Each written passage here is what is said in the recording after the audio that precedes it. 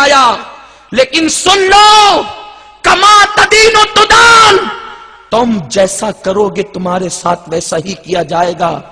کسی کی بہن کو پارک میں لے جانے سے پہلے اپنی بہن کو یاد کر لینا، کسی کی بہن کو دھکا دینے سے پہلے اپنی بہن کو یاد کر لینا، کسی کی بیوی سے فون پر شہوانی گفتگو کرنے سے پہلے اپنی بیوی کی آبرو کو یاد کر لینا، کیونکہ یہ جملے میرے رسول کے ہیں، کما تدین و تدان، تم جیسا کرو گے تمہارے ساتھ ویسا ہی کیا جائے گا۔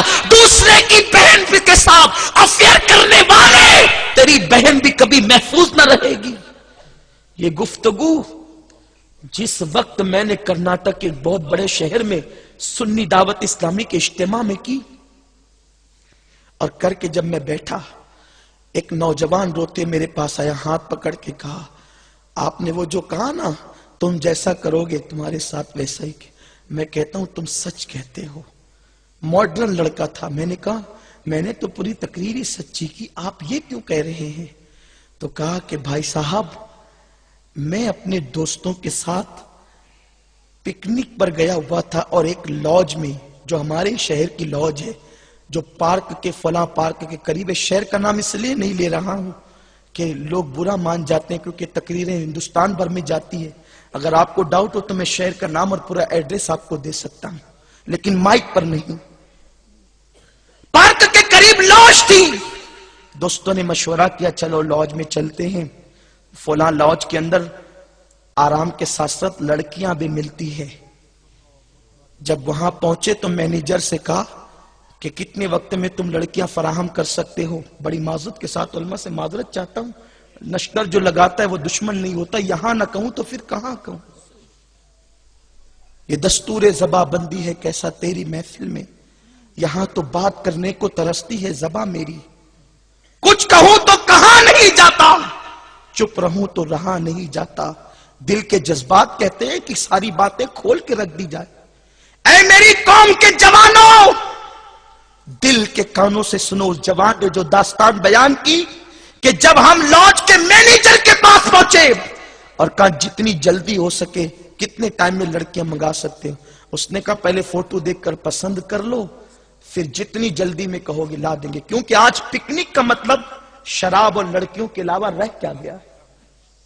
جہاں نوجوان لڑکے پہنچے، بالخصوص قوم مسلم کے جوان، اس لیے کہ صلیبی جنگوں کے بعد انگریزوں نے یہ طے کیا ہے کہ میدان جنگ میں مسلمانوں سے نہیں لڑنا، اب اگر مسلمانوں سے لڑنا ہے ان کو شراب و شباب میں ڈبا دو، یہ قوم کبھی ہوش کے ناخن نہیں لے سکے گی۔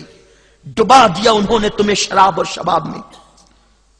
اس لاج کے مینیجر نے کہا پہلے فوٹو دیکھ کر پسند کر لو، پھر جتنی جلدی ہو سکے گی لڑکیاں فراہم کر دی جائے گی۔ وہ کہتا ہے کہ جب مینیجر نے جو ہے وہ ٹیبل پر تصویروں کو پھیلانا شروع کیا، ایک تصویر کو دیکھ کر میرے پیروں کے نیچے سے زمین کھسک گئی۔ میں نے کہا وہ کیا تھا؟ کہا کہ ان تصویروں میں میری اپنی بہن کی تصویر بھی تھی۔ اے میری قوم کے جوانوں، آج بچیوں کی آبرو لٹ رہی ہے،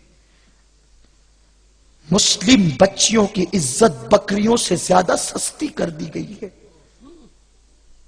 مشرکین کا تو پلان ہے تنظیم کا، اس تنظیم کا نام بھی کیا لوں کہ مسلم بچیوں کے پیٹ میں غیر مسلم لڑکوں کے حرام بچے پلنے چاہیے۔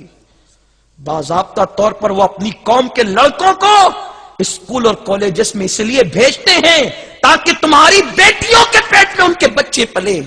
اور آج مسلم باپ اتنا بے غیرت ہو چکا ہے، بیٹی بے پردہ جائے، دوپٹے کو مفلر بنا لے، باپ کو کوئی فکر نہیں، بیٹی کی ڈگری سے مطلب ہے، لعنت ایسی ڈگری پر جو عزت کو فروخت کرنے کے بعد ملتی ہے۔ سنو، ہماری بیٹیوں کو ہم کسی ایسی لعنتی ڈگری دلانے کی عادی نہیں، ہماری بیٹی کو کنیز فاطمہ کی ڈگری مل جائے اتنا کافی ہے۔